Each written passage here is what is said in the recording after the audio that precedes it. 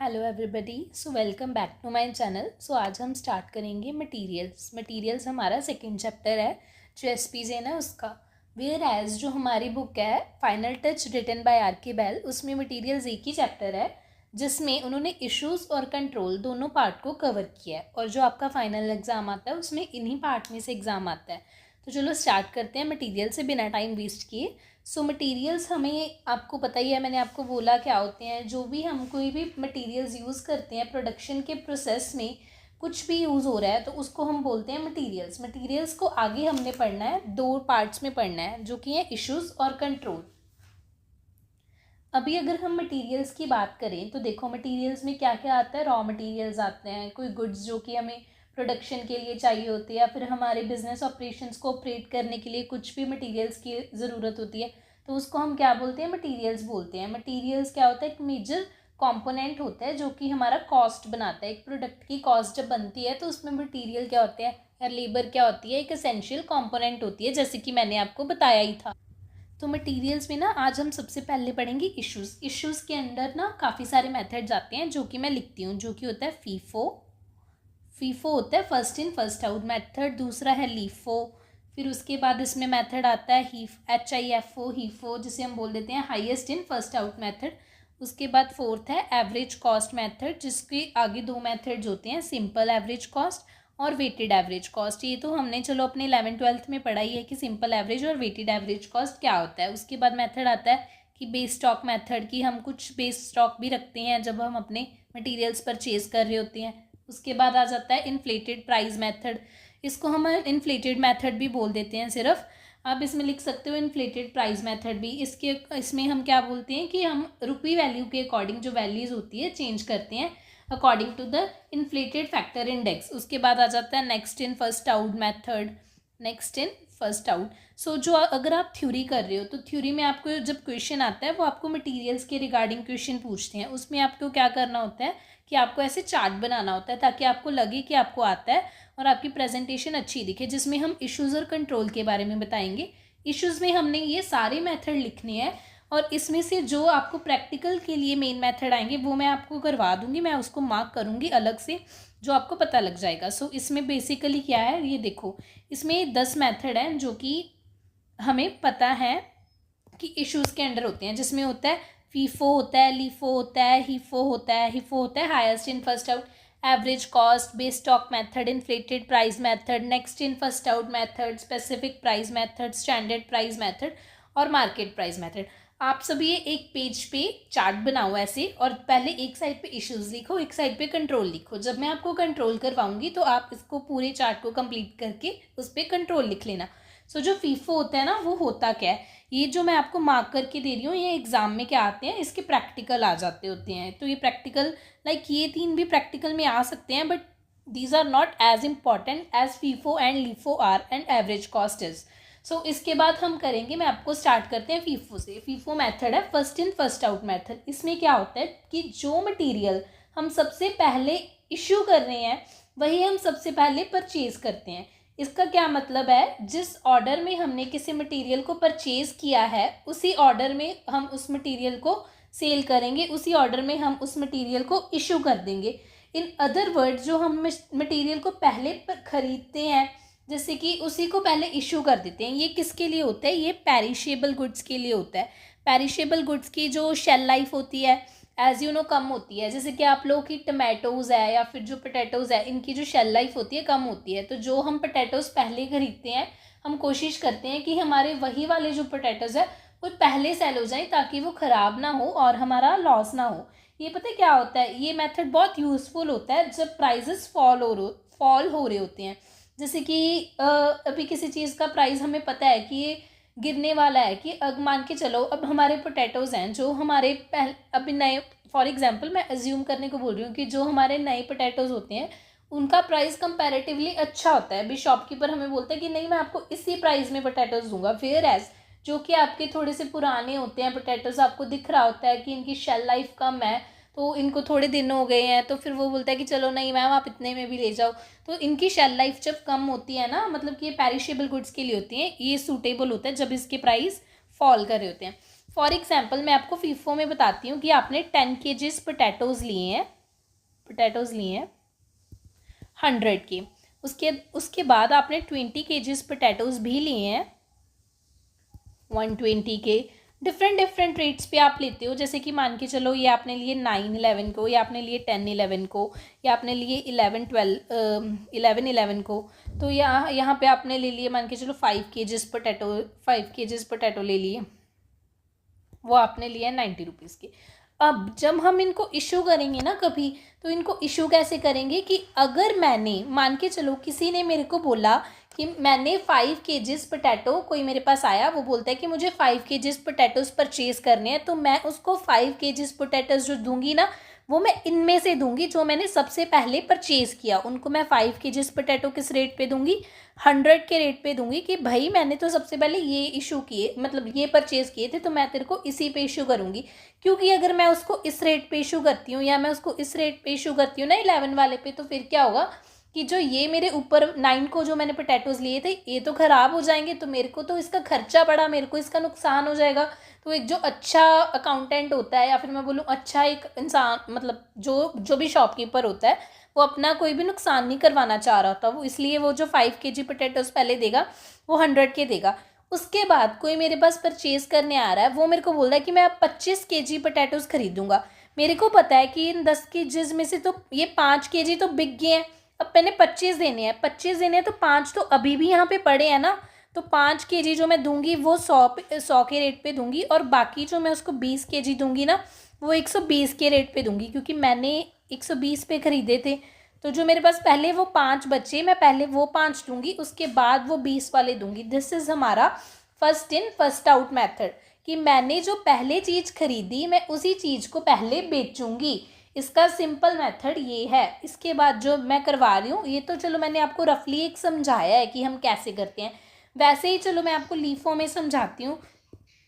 वैसे ही लीफो क्या होता है, लीफो होता है हमारा last in first out method. तो इस मेथड में क्या होता है कि जो मटेरियल मैंने लास्ट पे ख़रीदा, जो मैंने लॉट ऑफ मटेरियल, मतलब कि एक मटेरियल का जो ज़्यादा हम इकट्ठा खरीदते हैं, अगर तो मैंने उसको जो लास्ट में ख़रीदा है, सबसे रिसेंटली जो मैंने ख़रीदा है ताज़ा, उसको मैं सबसे पहले बेच दूंगी। मतलब जो मैंने सबसे लास्ट में ख़रीदा, लास्ट में परचेज़ किया, उसको मैं आउट कर दूंगी सबसे पहले। आपको यहाँ पे ऐसे लिख के बता रही हूँ ताकि आपको याद रहे, ये आपको देख के इसकी, जब हम बोलते हैं लास्ट इन फर्स्ट आउट, आपको तभी समझ आ जाना चाहिए। और ये मेथड कब यूज़फुल होता है कि जब हमारे प्राइसेस इंक्रीज़ हो रहे होते हैं, इंक्रीजिंग प्राइसेस में ये यूज़ होता है। तो इसमें फॉर एग्जांपल अगर हम पिछली पोटैटोज़ वाली एग्जांपल ही लें, फॉर एग्जांपल 10 kgs, 20 kgs और 5 kgs पोटैटो थे, 10 kgs, 20 kgs और 5 kgs पोटैटो थे। तो और इसका रेट था 100, 120 और 120 था, मैंने गलत लिखा है, 1 मिनट, 120 और 90, ऐसे ऐसे करके रेट थे। तो जब मैंने बोला कि मैं, पहला बंदा मेरे पास आया, कहता कि मैंने मैम 5 kg पोटैटो खरीदने हैं, तो मैंने बोला कि भाई इसमें जो मैंने सबसे रिसेंट, सबसे लास्ट पे पोटैटोज़ खरीदे हैं, सबसे पहले मैं तेरे को वो दे रही हूँ कि मैंने चल तेरे को ये दे दिए। उसके बाद उसने क्या, कितने खरीदे थे, 25 खरीदे थे। तो अब मैं क्या करूँगी, पहले ये 20 वालों में से दूंगी कि मैंने पहले तेरे को 20 वालों में से दिए 120 के, उसके बाद जो 5 मैंने ऊपर तेरे को दिए वो दिए मैंने तेरे को 100 के। हालांकि जो एक शॉपकीपर होता है, मैं मान के चलूँगी अगर मैं होंगी तो मैं लीफो मेथड को नहीं यूज़ करती, बट ये कब होता है कि मान के चलो कि जब हमारे पास कभी डिप्रेशन का पीरियड आता है, तो जो बेसिक नीड्स होती हैं ना, हमारे जो बेसिक मटेरियल होते हैं उनके रेट भी बढ़ते हैं। तो इसमें क्या होता है कि वो कहता है अभी जो मेरे पास लास्ट पे आया, रिसेंट पे आया, उसका प्राइस तो भी बहुत ज़्यादा है कि मैं सबसे पहले यही निकालूँ, अच्छे निकाल देता हूँ। तो इसको हम बोलते हैं last in first out method. मैं इनको करवाने का मेथड भी आपको बताऊंगी, पर चलो पहले हम ये सब कुछ समझ लेते हैं ये होता क्या है, इनके एडवांटेजेस डिसएडवांटेजेस भी होते हैं। आई होप कि लाइक आप खुद लिख सकते हो इतना तो कि भाई ये मेथड बहुत सिंपल है अंडरस्टैंड करने के लिए, या फिर बहुत ईजी है अप्लाई करने के लिए। ये बहुत ईजिली यूज़ कर सकते हैं हम जब हमारा राइजिंग प्राइजेस का पीरियड होता है, क्योंकि मटीरियल्स जो हम रिसेंटली परचेज़ किए हैं, लेटेस्ट परचेज़ कर रहे हैं, उनकी जो वैल्यू होती है वो हाई होती है। इसके साथ हम क्या कर सकते हैं, कंपैरिजन ईजी हो जाता है प्रोडक्ट्स के बीच में। सो आप खुद पढ़ लेना, ये आपकी बुक में लिखा हुआ है।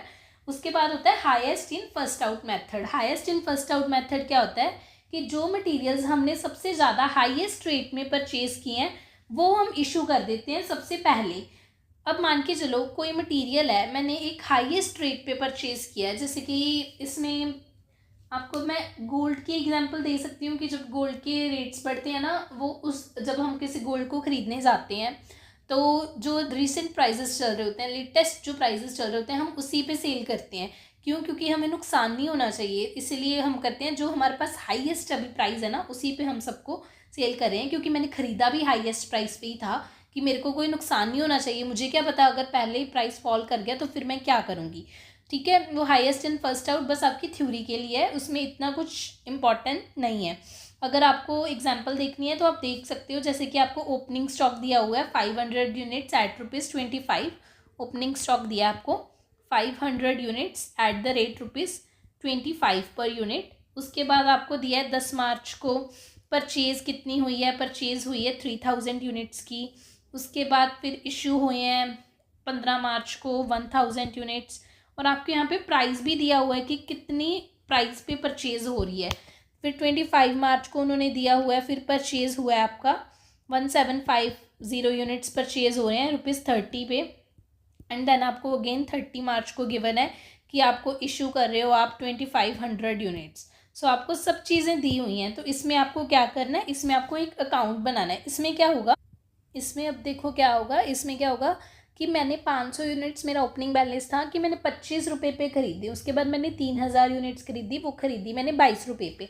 जब मैंने इशू करने हैं ना ये 1000 यूनिट्स, तो मैं क्या देखूंगी कि पहले जो मेरे 500 यूनिट्स हैं इसका रेट ज़्यादा है या इसका रेट ज़्यादा है। अब मेरे को दिख रहा है कि जो मैंने 1 मार्च को गुड्स ओपनिंग स्टॉक था मेरा 500 यूनिट्स का, उसका रेट था 25 और 3000 गुड्स का रेट था 22। हालांकि मैं इशू किसी में से भी कर सकती थी, बट जब मैंने कहा कि मैं highest in first out method लगाऊंगी तो मैं इसमें क्या करूंगी कि मैं 500 यूनिट्स जो मेरे पास पहले पड़े हुए हैं ना 25 के रेट पे, जो रेट ज़्यादा है, कि मैं उसको इसमें से दूंगी। उसके बाद मैं जो 500 बचे वो इसमें से उसको दे दूंगी 22 के रेट पे। उसके बाद उन्होंने बोला कि मेरे पास और भी आगे 1750 यूनिट्स मैंने और परचेज़ कर ली, जो मैंने परचेज़ की ₹30 पे। इसमें से अब मैंने 500 दे दी, मेरे पास बची कितनी 2500 बची, कितने रेट पे 22 के। उन्होंने बोला अब लास्ट में उसने 2500 यूनिट खरीद लिए। और अब देखो ये 2500 मेरे पास 22 के रेट पे भी पड़े हैं, और ये 1750 जो मैंने अभी रिसेंटली खरीदे वो मेरे पास 30 के रेट पे भी पड़े हैं। तो मैं क्या देखूंगी इसमें कि हाईएस्ट प्राइस किसका है। हाईएस्ट प्राइस तो भाई इनका है, तो ये 2500 जब मैंने इशू करने हैं ना तो पहले मैं ये 1750 इशू करूंगी, क्योंकि ये ज़्यादा रेट पे है, हाईएस्ट रेट पे है। तो मैं अपना फ़ायदा देखूंगी कि मैंने 30 वाले पहले सेल कर दिए, इनका प्राइस ज़्यादा था। तो जब मैंने 2500 इशू करना था, 1750 यूनिट्स जो मैंने इशू किए वो 30 रुपये पे इशू कर दिए। उसके बाद जितने यूनिट्स लेफ्ट ओवर थे उसको मैं कर दूंगी 22 पे इशू। तो ये है हमारा highest in first out method, कि मैंने आपको एक बार क्लियर कर दिया कि वो होता क्या है। उसके बाद चलो आगे चलते हैं एवरेज कॉस्ट मेथड पे। Very very important method, LIFO, FIFO and average cost method. Average cost method में ना दो तरह के मेथड होते हैं, एक होता है simple average method, simple average cost होती है, और होती है एक weighted average cost. Weighted average cost में क्या होता है, चलो पहले सिंपल एवरेज की बात करते हैं। सिंपल एवरेज कॉस्ट में होता है कि जब हम वैल्यू को एवरेज प्राइस पे लेते हैं। एवरेज प्राइस कैसे कैलकुलेट करते हैं कि हम एडअप करते हैं डिफरेंट प्राइजेस को, और उसको बाद डिवाइड कर देते हैं उसको जितने नंबर ऑफ हमारे पास डिफरेंट प्राइजेस होते हैं। एवरेज कॉस्ट मेथड क्या होता है कि हम एवरेज प्राइस कैलकुलेट करते हैं। एवरेज प्राइस कैलकुलेट करने के लिए हम जितने भी हमारे पास डिफरेंट रेंजेस होती हैं उनको सबको ऐड कर लेते हैं, उनका टोटल कर लेते हैं और उसको डिवाइड कर देते हैं कि कितने हमारे पास नंबर ऑफ डिफरेंट प्राइसेस हैं उससे। तो इससे क्या होगा हमारा कि हमें पता लग जाएगा कि भाई हमारा वेटेज कितनी है, जो हमारे पास क्वांटिटी हम परचेज़ कर रहे हैं। वैसे तो हम ज्यूम करके चलते हैं कि हम इसमें फीफो मेथड यूज़ करते हैं। आप बोलोगे कि मैम फीफो लीफो तो अलग अलग मेथड होते हैं, पर इसमें क्या होता है कि जब हमने कॉस्ट निकालनी है, हम क्या बोल रहे हैं इसमें हमें कॉस्ट निकालनी है, किसी तो मेथड से हम सेल करेंगे ना। अगर मैंने कुछ परचेज़ किया तो उसको किसी मेथड से तो मैं इशू करूँगी, या लीफो से करूँगी, या फीफो से करूँगी, या HIFO highest in first out से करूँगी। ऐसे ही होगा ना। तो हम अज्यूम करके चलते हैं कि हम जनरली फीफो मेथड यूज़ करते हैं अगर कुछ ना मेंशन हो। अगर आपको कुछ मेंशन है तो फिर आप वही मेथड को यूज़ करोगे। अब फॉर एग्जांपल इसकी मैं आपको एग्जांपल के साथ समझाती हूँ कि आपके पास 1 मार्च को क्या आया, आपने परचेज़ किया है, पी मोर परचेज़ लिख रही हूँ, 200 यूनिट्स आपने परचेज़ किए हैं एट द रेट ₹20। उसके बाद आपने 10 मार्च को क्या किया है, परचेज़ किए हैं 300 यूनिट्स, वो आपने परचेज़ किए हैं ₹24 पे। फिर 15 मार्च को आपने इशू कर दिए हैं, कितने यूनिट्स किए हैं, 250 यूनिट्स। इसका प्राइस नहीं दिया, ये प्राइस आपको निकालना होता है एवरेज में। उसके बाद देन 25 मार्च को अगेन आपने परचेज़ किया है, वो 250 यूनिट्स की है 26 पर यूनिट पे। उसके बाद फिर 30 मार्च को आपने इशू कर दिए फिर से 200 यूनिट्स। अब इसमें आप क्या करोगे, आपको एक टेबल बनाना होता है। टेबल बनाने का भी चलो मैं आपको फॉर्मेट बता देती हूँ। इसमें साइड पे बना रही हूँ अलग के कलर से, जो मैंने पीछे भी आपको कराया सभी में सेम फॉर्मेट होता है। इसमें हमें लिखनी होती है डेट, फिर देन आते हैं हमारे पर्टिकुलर्स, उसके बाद हमारा आ जाता है कि हम कितनी रिसीट्स ले रहे हैं, उसके बाद हमारी क्वांटिटी आती है, देन हमारी इश्यूज़ आती हैं और यहाँ पे हमारा बैलेंस आ जाता है। इसमें अब हमारी रिसीट्स में 3 चीज़ें आती हैं जो हमारे पास आती हैं। वो क्या आती है, क्वांटिटी आता है, रेट आता है, टोटल अमाउंट आती है। इसमें भी क्वांटिटी, रेट, अमाउंट, इसमें आ जाता है अमाउंट और बैलेंस, अमाउंट और क्वांटिटी, मतलब जो हमारे पास ये चीज़ें आती हैं। अब ये इसको मैं आपको दूसरे तरीके से एक पूरा क्वेश्चन अच्छे से सॉल्व करके बताऊंगी, बट आपको ये सारे क्वेश्चन इसी फॉर्मेट से सॉल्व करने हैं। सो आप एक बार ये फॉर्मेट देख सकते हो, अदरवाइज़ मैं जब दोबारा बनाऊंगी तब तो मैं आपको ये बता ही दूंगी। चलो अब इसके आगे चलते हैं। जो मैं आपको बोल रही थी कि हमें इसको सॉल्व कैसे करना है। अब मेरे को पता है कि मेरे को 2014 जब 1 मार्च थी मेरे पास, मैंने परचेज़ किया था। मैंने परचेज़ कितने का किया, इसको मैं इरेज कर दूं फॉर्मेट को, मैं आपको ऐसे ही बता रही हूँ। एक बार आप एक बार समझो, उसके बाद मैं आपको समझाऊंगी कि इसको टेबल में कैसे लिखना है। कि मैंने परचेज़ किए कितने, 200 यूनिट्स मैंने परचेज़ किए, ₹20 पे परचेज़ किए, तो मेरे पास कितनी अमाउंट होगी टोटल, 4000। मतलब टोटल मेरे को जो खर्चा आया वो एक बार आया 4000।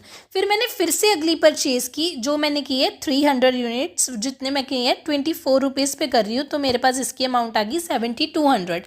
अब जब मैंने इशू करने हैं 250 यूनिट्स, मुझे क्या पता कि मैं कितने इशू करूँ, कितने रुपए पे इशू करूँ। चलो हम मान के चलते हैं कि हमने इसको फीफो से कर रहे हैं, तो अगर हम फीफो से कर रहे हैं ना, तो ये ऐसे कर देते कि मैं 220 पे कर दूँ इशू, फिर उसके बाद जो 50 बचे हैं वो 24 पे इशू कर दूँ। बट हम इसमें नहीं करते ऐसा। हम क्या करते हैं, मैं मान के चलूँगी कि इसमें सिंपल एवरेज कॉस्ट में कि मेरे पास अब कितने होगी टोटल 500 यूनिट्स होगी। तो अब मैं इसका एवरेज निकालूंगी, इसके प्राइसेस का एवरेज कैसे निकालूंगी। अब भाई मैंने कहा कि मेरे पास टोटल तो 500 यूनिट्स हो गई हैं, पर 200 का तो मैंने 20 पे ख़रीदा था और 300 का मैंने जो 24 के रेट पे ख़रीदा था पर यूनिट। पर अब मुझे नहीं पता कि टोटल 500 का कैसे ख़रीदूँ। तो मैं क्या करूँगी, 20 + 24 जो हमारे प्राइजेज़ हैं उनको एडअप करके, कितने नंबर ऑफ़ प्राइजेज़ हैं 2, तो ये निकाल लूँगी, जो ये आएगा 22। तो मैंने बोला कि मैंने ये 500 जो ख़रीदे हैं, मेरे पास 500 यूनिट्स है, ये 22 पर यूनिट के रेट पे मैंने ख़रीदे हैं। अब मैंने अगर 250 बेचना है तो मैंने 250 बेच दिया, वो 22 रुपये के रेट पे ही बेच दिया, तो वो इशू हो गया इतने रेट पे, जो हुआ 5500 का। मेरे को लग रहा है कि आपको समझ आ रहा है। If you are not getting you can comment me, I can tell you again. So इसमें क्या लिखा हुआ है कि चलो एक बार दोबारा से रिकॉल करते हैं सारा, कि मैं आपको सब दोबारा से बता रही हूँ कि मेरे पास, मैंने बोला एक टेबल बना के ही करते हैं। चलो स्टार्टिंग से, एक डेट है यहाँ पे, उसके बाद हमने लिख दिया पर्टिकुलर्स कि हाँ भाई मैंने ख़रीदा है। उसके बाद मेरे पास रिसीट्स हैं, उसके बाद मेरे पास इश्यूज़ हैं कि मैं कितने इशू कर रही हूँ। फिर मेरे पास आ जाता है कि मेरे पास बैलेंस क्या बच रहा है। इसके बाद मैं आपको एक लीफो फीफो की भी एग्जांपल दे दूँगी। रिसीट्स में मेरे पास क्या आएगा, क्वांटिटी आएगी, रेट आएगा, उसके बाद अमाउंट आएगा, सेम क्वांटिटी आएगी, रेट एंड देन अमाउंट। इसमें मेरे पास आ जाएगा क्वांटिटी एंड अमाउंट। इसमें आप रेट का बैलेंस जो आप बना रहे होते हो अपना बैलेंस, आई मीन टू से भी जो आप रेट का कॉलम बना रहे होते हो आप वो भी बना सकते हो। हम बना ही लेते हैं आपकी क्लैरिटी के लिए। चलो बना लेते हैं रेट एंड अमाउंट। ये आपने पूरा पूरा लिखना है और सारे लगाने हैं। तो जब मैंने देखो, अब पिछले क्वेश्चन में मैंने लिखा कि मैंने 1 मार्च को परचेज़ किया 200 यूनिट्स 20 के। तो जब मैं परचेज़ करती हूँ ना, मैंने यहाँ पे डेट लिखी 1 मार्च को मैंने परचेज़ किया, मैंने लिखा परचेजेस। तो हम रिसीट्स के कॉलम में लिखते हैं। जब हम परचेज़ करते हैं तो हमें रिसीट्स मिलती हैं। 200 यूनिट्स मैंने परचेज़ की थी, कितने पे? 20 रुपीज़ पे। तो ये मेरे पास बन गया 4000। ठीक है, अब मैं यहाँ पे भी लिखूँगी एक बार कि मेरे पास कितना कुछ आ रहा है। तो जब मैंने ये लिखा ना, तो मैंने यहाँ पे लिखा 200 था, 20 पे आ गया मेरे पास 4000। इसके बाद जब मैं पढ़ा रही होती हूँ तो मेरा मतलब होता है कि यहाँ पे लाइन लगा दो ताकि आगे आप कंफ्यूज ना हो। इसका एक मोटिव है जो मैं आपको आगे बताऊँगी। उसके बाद चलो, हमने पीछे क्या लिखा कि 10 मार्च को हमने फिर से परचेजेस किए। 10 मार्च को मैंने लिखा कि मैंने फिर से परचेजेस किए, और मैंने परचेजेस कितने के किए? 300 रुपये के मैंने परचेजेस किए हैं 24 रुपीज़ पे, जो कि हो गए मेरे पास 7200। अब देखो इसमें अब मैं क्या लिखूंगी बैलेंस में कि 200 मेरे पास पहले ही थे, 300 मेरे पास अब आ गई। टोटल कितनी क्वांटिटी होगी मेरे पास? 500। पर मुझे नहीं पता कि ये 500 का पर यूनिट रेट क्या है। एवरेज करनी हूँ, एवरेज कॉस्ट मेथड कर रही हूँ। तो मैं क्या करूँगी यहाँ पे साइड पे कि जो मेरे पास 200 यूनिट्स का रेट था 20 पर यूनिट और 3 का रेट था 24, उनको ऐड करूँगी और डिवाइड कर दूँगी भाई नंबर ऑफ जो डिफरेंट प्राइजेज हैं उनसे, जो कि इक्वल आएगा 22 के। सो मैं मान रही हूँ जो मैंने 500 यूनिट्स खरीदे हैं वो मैंने 22 पर यूनिट पे खरीद रही हूँ। मैं 22 पर यूनिट पे खरीद रही हूँ, जिसका प्राइस होगा 11200। सो आई होप आपको समझ हो गया। और इसके बाद आपने लाइन लगानी ही लगानी है जो मैं पढ़ा रही हूँ। अगर आप उस स्पेसिस को फॉलो करोगे तो मुझे नहीं लगता कि आपके मार्क्स कहीं जाएंगे। उसके बाद देखो नेक्स्ट क्या है, उन्होंने बोला कि इश्यूज़ कर दिए 15 मार्च को। 15 मार्च को अगर मैं इश्यूज़ कर रही हूँ तो मैंने इशू पे इशू वाले इस कॉलम में डालूंगी कितने इश्यूज़ किए मैंने बोला कि मैंने 250 इशू किए, मेरे पास कोई प्राइस नहीं है, मैंने 250 इशू किए। पर मुझे क्या पता है ये मैंने किए हैं 22। अब मैंने कॉमन निकाल लिया तो मैं बोलूँगी कि भाई मैंने तो 22 रुपीज़ पे इशू कर दिया, जो कि आया 5500। अब मेरे पास इसका लेफ्ट ओवर बैलेंस कितना है? फिर से 250 है, 22 इंटू क्या बचा मेरे पास? 5700। And then again you will put a line over here. अब चलो आगे हम चलते हैं। 25 मार्च पे मैंने बोला कि मैंने फिर परचेज़ किए 250 26 रुपये पे। 25 मार्च आया मेरे पास, मैंने फिर परचेजेस कर लिए 250 कितने रुपीज़ पे? 26 रुपीज़ पे, जो कि है 6500। अब मैं यहाँ क्या बोल रही हूँ कि 250 मेरे पास यहाँ है। चलो नेक्स्ट पेन से करती हूँ, मैं आपको बताती हूँ। मैंने क्या बोला? 250 मेरे पास यहाँ है, 250 मेरे पास यहाँ है, टोटल मेरे पास हो गए 500। पर मैं कैसे पता करूं कि इनका रेट क्या है? मेरे को इस 250 का रेट तो पता है कि इस 250 का रेट 26 रुपये है, पर मेरे को क्या पता कि जो ये वाले 250 रुपीज़ हैं वो मैंने यहाँ से दिए, वो मैंने यहाँ से दिए, मुझे नहीं पता ना। मतलब मैं आपको समझाना चाह रही हूँ, मैं ये समझाना चाह रही हूँ कि जो मैंने पहले 250 रुपीज़ की 250 यूनिट्स की सेल की, ऊपर मैंने 500 यूनिट से सेल की, तो मेरे को उसका एवरेज प्राइस तो पता है कि कितना है। 22 मैंने निकाला आप लोगों के सामने। पर उसने क्या बोला कि आप 250 रुपये की और परचेज़ कर रहे हो जब, तो मेरे पास ये 250 का रेट मेरे को पता है कि 26 है, और ये मेरे पास 250 और पड़ी हैं यूनिट्स। तो मैंने बोला कि मेरे पास टोटल यूनिट्स होगी 500। पर अब मैं कैसे पता करूं कि इन 500 यूनिट्स का प्राइस क्या है? आप क्या बोलोगे कि मैम ये 26 का आपको पता है और 22 आपने निकाला था, इनको प्लस कर दो। पर हम ऐसे नहीं कर सकते, क्योंकि ये जो 22 है ना, ये तो ऑलरेडी एवरेज है। हमने एवरेज अब नहीं निकालनी, एवरेज हमें एवरेज की एवरेज थोड़ी निकाल लेंगे। तो इसमें हम क्या करेंगे कि मेरे को तो पता है कि जो ये 26 है ना, ये जो मैंने रिसेंट 250 खरीदे उसका है। उसके बाद जो मैंने 250 यूनिट्स की सेल की थी वो मैंने 200 की, इसमें मैंने बोला था अगर कि कुछ नाम मेंशन हो तो हम फीफो मेथड लेके चलते हैं। तो मैंने क्या अज्यूम कर लिया कि जो मैंने 250 की यहाँ पे सेल की थी ना, इशू की थे, तो 200 मैंने इसमें से कर दिए, तो वो 20 रुपये तो ख़त्म ही हो गए होंगे कि मैंने 200 की तो चल सेल कर ही दी है, इनमें से ही करी, पहले वालों में से फीफो मेथड को लेके करी। फिर जो दूसरे 300 बचे उसमें से ही बचे ना, 50 इसमें से कर दी तो बचे कितने 300 में से, फिर 250 ही बचे, तो 250 तो ये थे, तो फिर मैं इसको लूँगी, अब ये वाला प्राइस लूँगी।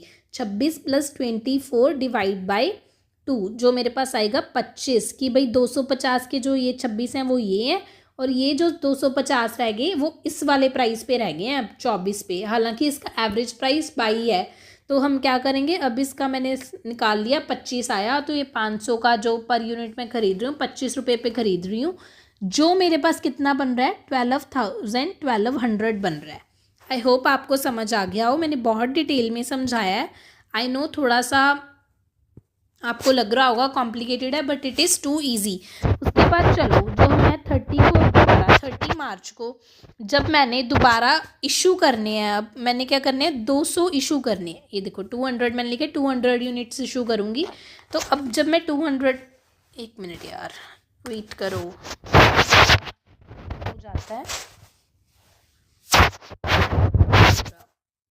करो वेट। अब देखो, अब जो मैं यहाँ पे 200 यूनिट्स को इशू कर रही हूँ वो मैं कितने पे करूँगी, 25 रुपये पे इशू करूँगी 5000, और मेरे पास लेफ्ट ओवर कितने हैं, लाइन लगेगी, लेफ्ट ओवर कितने हैं, वो मेरे पास लेफ्ट है 300, 25 रुपये पे 73 है। आई होप आपको समझ आ गया हो।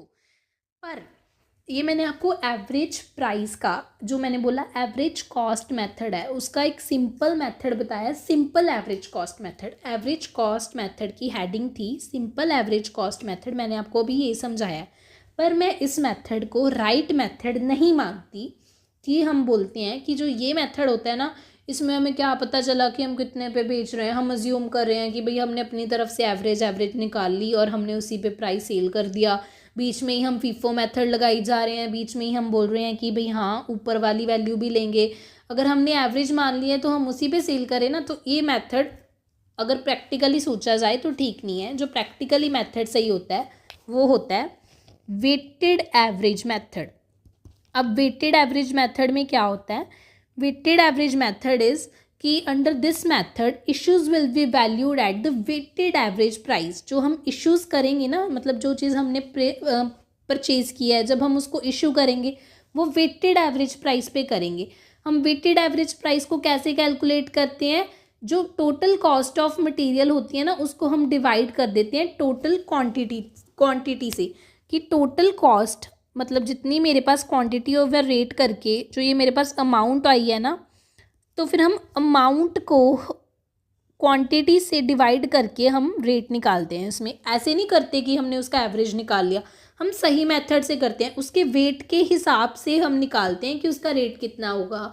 क्योंकि हम अगर हमारे पास कोई अमाउंट आ रही है, किसी चीज़ के वेट के हिसाब से आ रही है, उसके वेट के हिसाब से हम रेट लगा रहे हैं, तो हम इसको ऐसे करते हैं। चलो हम क्वेश्चन देखते हैं, आपको क्वेश्चन करवाती हूँ फिर आपको समझ आएगा। आई होप आपको डेफिनेशन तो समझ आ गई होगी, आप खुद लिख सकते हो इतना तो। उसके बाद चलो होता है कि for example question note down है, 1 मार्च को ही हमने परचेजेस किए, सेम ही है मेरे को लग रहा है कि 200 यूनिट्स खरीदे हैं 20 रुपीज़ पे। अगेन देन 10 मार्च को परचेज कितने अपन 300 यूनिट्स 24 पे। उसके बाद देन 15 को इशू कर रहे हैं 250 यूनिट्स। उसके बाद 25 को फिर परचेज कर रहे हैं, सेम क्वेश्चन है 250 यूनिट्स 26 रुपीज़ पे। उसके बाद 30 मार्च को हम इशू कर रहे हैं अगेन 200 यूनिट्स। सो इसमें हम अगेन वैसा ही टेबल बनाएंगे। टेबल यहाँ पे थोड़ा बनेगा नहीं, मेरे पास स्पेस कम है, तो मैं नेक्स्ट पेज पे जा रही हूँ, आप क्वेश्चन कॉपी कर लो। तो सेम क्वेश्चन ही है, कॉपी तो चलो क्या ही करोगे। उसके बाद हमने फिर यहाँ पे डेट लिखे, again particulars as you know. फिर आ जाएगा हमारा फिर से रिसीट्स आएंगे, रिसीट्स के अंदर 3 कॉलम बनते हैं जो हमारे वो, फिर हमारे इश्यूज़ आएंगे, इश्यूज़ के अंदर 3 कॉलम बनते हैं जो वो आएंगे। उसके बाद हमारा बैलेंस आएगा। बैलेंस में आप सिर्फ ये भी लिख सकते हो क्वांटिटी और क्वांटिटी और अमाउंट, क्वांटिटी रेट और अमाउंट भी लिख सकते हो, जैसा आपको ठीक लगे। चलो उसके बाद आपने 3 कॉलम बनाए, मैं यहाँ पे 2 ही बना रही हूँ, अगर आपको 3 बनाने हैं तो आप 3 भी बना सकते हो। चलो आपके लिए मैं 3 बना लेती हूँ एक बार। उसके बाद जैसे क्या quantity rate amount, quantity rate amount, quantity rate and amount. तो चलो पहले में हमने क्या बोला कि जब हमारे पास 1 मार्च आई थी कि मैंने क्या किए परचेजेस किए थे, कितने के 200 यूनिट्स खरीदी थी मैंने ₹20 की, तो मेरे पास अमाउंट आई थी 4000। तो फिर मेरा बैलेंस भी उस डेट को कितना रह गया, 220 और 4000 इतना बैलेंस रह गया। तो मैंने यहाँ पे लगा दी लाइन। उसके बाद फिर मेरे पास 10 मार्च आई, तो मैंने फिर से परचेज़ ही किए हैं। कितना परचेज़ किया है मैंने, 300 यूनिट्स ₹24 पे 7200। उसके बाद यहाँ पे अब मेरे पास बताओ ये कितना रह गया, 500 होगी टोटल जो मेरे पास क्वांटिटी हुई। 200 पहले थी, 300 ये होगी, तो 500 ये टोटल होगी। अब 500 जब मेरे पास टोटल हुई तो मैं कैसे निकालूंगी इसकी अमाउंट, और मैं कैसे निकालूंगी बताओ आप, इसका जो रेट है वो।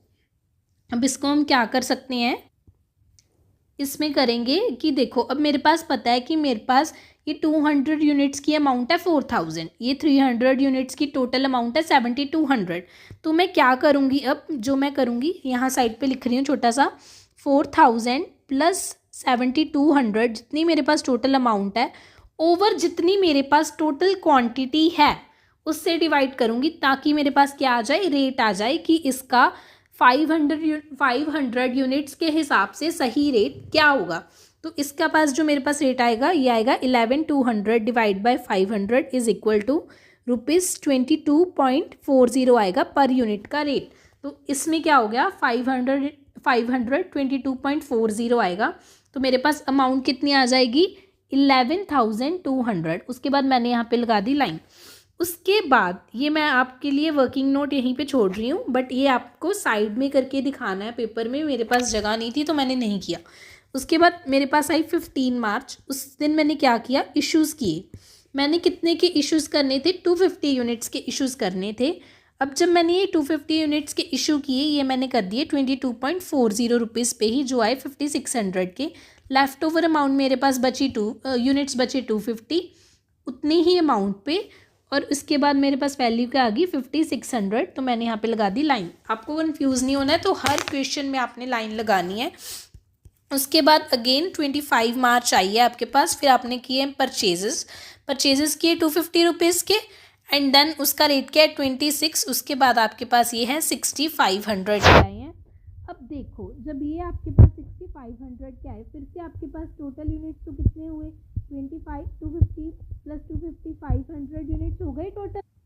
अब क्या किया मैंने, अब मेरे को पता है जो कि मेरे पास लेफ़्ट ओवर अमाउंट है वो कितनी है, 250 यूनिट्स की 5600 है, और जो ये 250 मैंने नई परचेज़ की उनकी अमाउंट है 6500 डिवाइड बाय टोटल क्वांटिटी कितनी होगी मेरे पास फिर से 500। तो ये कितना आ गया, ये मेरे पास आ जाएगा 12100 डिवाइड बाय 500। तो रेट क्या आएगा पर यूनिट का, 24.20।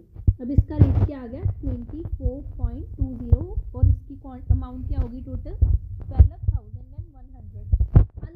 एवरेज कॉस्ट मेथड की हम से देख रहे हैं कि हमारे पास कौन सा मेथड लगेगा, फिर हम उनकी एवरेज निकाल रहे हैं, नहीं, इसमें हमने एक्चुअल वेट के हिसाब से जो हमारी अमाउंट है वो निकाल ली है। फिर यहाँ पे हमने लाइन लगानी है, एंड देन अगेन हमने एक बार फिर से इशू किया है। जैसे कि हम देख रहे हैं कि मैंने फिर से कितने 30 को इशू कर दिया। इशू मैंने कितने किए हैं, अब फिर से 200 यूनिट्स को मैंने इशू किया है। कितने प्राइस पे करूँगी, 24.20 जो ये रीसेंट प्राइस है। तो इसके पास जो मेरी अमाउंट आ गई 4640 आई। 300 यूनिट्स मेरे पास लेफ्ट ओवर हैं 24.20 पर यूनिट पे। तो मेरे पास टोटल जो एंड में बैलेंस बचा वो कितना बचा, 7260। तो यहाँ पे मेरा ये क्वेश्चन ख़त्म हो गया। तो ये था हमारा एवरेज मेथड। आप इसकी फ़ोटो ले सकते हो चाहे तो। ये था मेरा एवरेज कॉस्ट मेथड। सो आज मैंने कवर किया है FIFO, LIFO, highest in first out method और average cost method. This and this are very very important method. और ये जो है ये थ्योरी है, ये मैं आपको बता देती हूँ। तो सबसे पहले एक बार हम एक क्वेश्चन देखते हैं फीफो का। लीफो भी उसी वे से करना है, बस उसमें आपने जो लास्ट पे आइटम खरीदी है वो आपने फर्स्ट पे आउट कर देनी है। सो मैं आपको एक पूरा ऐसे ही जैसे एक टेबल बना के हम क्वेश्चन करते हैं, वैसे आपको एक टेबल बना के क्वेश्चन बता रही हूँ, तो आप वैसे ही उसको करना। सेम फॉर्मेट है कि हमने क्या लिखना है, डेट लिखनी है, अगेन देन पर्टिकुलर्स, उसके बाद फिर से रिसीट्स। आप साथ साथ में करोगे तो आपको पता लग जाएगा। अगर कोई भी डाउट है तो you can comment me, I can reply when I will get the time, I will surely reply to you. उसके बाद हमें पता है कि इसमें जो क्वांटिटी, रेट है और अमाउंट है, फिर से क्वांटिटी, रेट एंड अमाउंट, तो ये हमने लिख लिया। अब इसमें हमें क्वेश्चन दिया हुआ था, सो मैं क्वेश्चन ऊपर लिख रही हूँ। इसमें हमें क्वेश्चन दिया था, वो मैंने एग्जांपल ली थी 1 मार्च को। मेरे पास ओपनिंग स्टॉक दिया हुआ था कि 500 यूनिट्स हैं, ₹2 पर यूनिट पे, ₹2 पर यूनिट पे, ठीक है। उसके बाद फिर 10 मार्च को मैंने परचेज़ किया था कुछ, कितने यूनिट्स, 3000 यूनिट्स को मैंने परचेज़ किया eight ₹3 per unit, 3 per unit. उसके बाद फिर 15 मार्च को अगेन मैंने इशू कर दिया 1000 यूनिट्स को। उसके बाद देन 25 मार्च को मैंने परचेज़ किए 1750 यूनिट्स ₹4 पे। मेरे को लग रहा है क्वेश्चन सेम ही है, बस इसमें मेथड अलग अलग हैं, बाकी आप देखो। फिर मैंने अगेन इशू किया 30 मार्च को 250 units. So I hope you can see that. हाँ, ये हाईएस्ट इन फर्स्ट आउट वाला जो एग्जाम्पल मैंने आपको बताई थी सेम क्वेश्चन है। अब हम इसको फीफो के मेथड से कर रहे हैं, तो मैं आपको करवा रही हूँ ये फीफो के मेथड से। आप देखो, तो पहले तो मैं लिख लूँगी कि मेरे पास 1 मार्च को जो मेरे पास ओपनिंग स्टॉक आया था, तो ओपनिंग बैलेंस ही लिखूँगी मैं कि ओपनिंग बैलेंस आया था मेरे पास। तो ना तो वो मेरी रिसीट है ना मेरे इश्यूज़ हैं, तो मैं सीधा बैलेंस डालूंगी कि 500 यूनिट्स मैंने खरीदे ₹2 पे, तो 1000 मेरा अमाउंट आ गया। लाइन मैंने लगानी ही लगानी है ताकि मुझसे कोई गलती ना हो। उसके बाद 10 मार्च में आएगा, मैंने परचेजेस किए। तो जब मैं परचेज़ करती हूँ ना, तो मैं गुड्स रिसीव कर रही हूँ, तो हम उस पर लिखेंगे good received note number. Note number अगर आपको नहीं पता है तो आप जगह छोड़ दो, अगर आपको नोट नंबर क्वेश्चन में दिया है तो आप मेंशन करो गुड्स रिसीव्ड नोट नंबर। उसके बाद हमने कितने गुड्स खरीदने हैं, 3000 यूनिट्स खरीदी हैं मैंने ₹3 पर रेट पे। उसके बाद 9000 मेरे पास टोटल अमाउंट आई। तो मैं अब इसको लिखूंगी कैसे, फीफो में एवरेज जो था, जो मैंने सबसे पहले आपको एवरेज बताया, उसमें हम कंबाइन कर देते थे क्वांटिटी को, एक सिंगल प्राइस निकालते थे। पर लीफो में, फीफो में और HIFO highest in first out में ऐसे नहीं करना है। उसमें हम कैसे लिखेंगे, 502 का रेट कितना था, 1000, और जो मैंने अब ये 3000 नए गुड्स खरीदे हैं, इसका रेट पर यूनिट 3 है, तो ये आया 9000। इनको अलग से लिख के यहाँ पे लाइन लगा देनी है ऐसे। I hope you are getting it. उसके बाद फिर 15 मार्च को क्या किया, मैंने इशू किए। जब मैं इशू करती हूँ तो मेरी लाइन आती है मटेरियल रिक्विजिशन स्लिप नंबर की, मैंने इतने मटेरियल्स को भेज दी हैं। स्लिप नंबर है तो ओके, अदरवाइज ऐसे लिख के छोड़ देना है कि मैंने 1000 गुड्स अब बेचे हैं। अब मैंने 1000 गुड्स बेचे हैं। देखो, अब मेरी बात सुनो, 1000 तो फीफो मेथड से कर रहे हैं कि जो मैंने पहले परचेज़ किया था वो मैं पहले इशू कर दूंगी। तो मैंने पहले क्या परचेज़ किया, ये 500 यूनिट्स परचेज़ किए थे।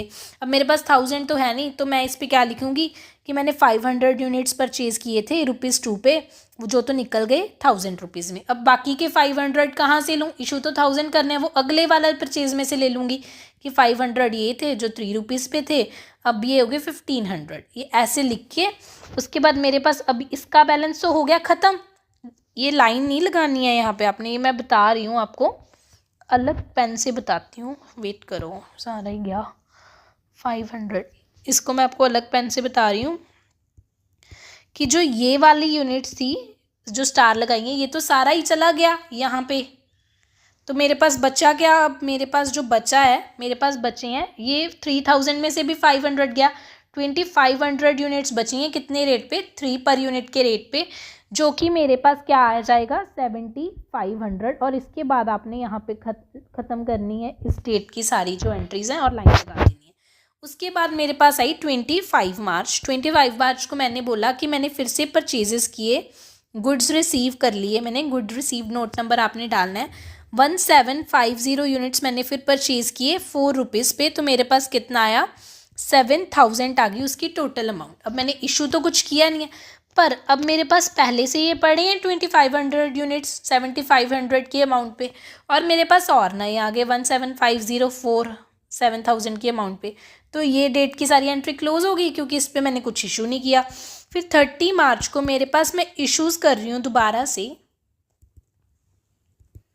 250 यूनिट्स को। अब जिसका रेट क्या होएगा, 250 में पहले किससे करूँगी, इससे करूँगी, क्योंकि ये मेरे पास पहले से पड़े हैं, पहली परचेज़ है, तो इसको 3 के प्राइस पे इशू कर दूँगी 750।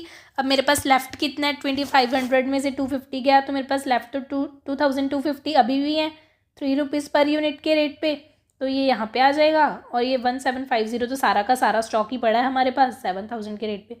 तो ये हमारा हो गया FIFO method, first in first out, कि जो पहले आया वही पहले गया। वेयर एज अगर यही लीफो होता तो मैं क्या करती, जब मैंने ये 500 इशू करना था तो मैं पहले यहाँ से करती, फिर और 1000 इशू करना था टोटल, तो सारा का सारा 1000 इसी में से इशू हो जाता लीफो मेथड में। उसके बाद फिर जब मेरे पास आया, फिर ऐसे ऐसे हम लिखते, जो स्टॉक लिखते, उसके बाद जो मैंने ये लास्ट में 250 इशू करना था, फिर वो मैं यहाँ कहाँ से इशू करती, वो यहाँ से 1750 वाले में से इशू करती, क्योंकि लास्ट में मेरे पास क्या आया, ये वाला स्टॉक आया था। आई होप आपको ये समझ आ गया हो। ये फीफो, लीफो और एवरेज स्टॉक मेथड आपके पास फ्री के नंबर हैं, बोनस मार्क्स हैं जो आपको कभी भी मिल सकते हैं। तो आई होप आप ये तो कर ही सकते हो। तो आज हमने कितने मेथड किए हैं, इश्यूज़ के मेथड किए हैं हमने आज, LIFO, FIFO, highest and first out, average cost के भी आगे 2 मेथड करवा दिए हैं। और बाकी जो ये 5, 6, 7, 8, 9, 10 रह गया है ना, ये जो हमारे पास ये रह गए हैं 6 मेथड, ये हमारी सिर्फ थ्योरी है, ये मैं आपको बता दूंगी। सो कल हम स्टार्ट करेंगे बेस स्टॉक मेथड से, और कल आगे हम करेंगे कंट्रोल को भी स्टार्ट करेंगे, ताकि हमारा कंट्रोल भी क्या हो, पूरा हो जाए कल परसों तक।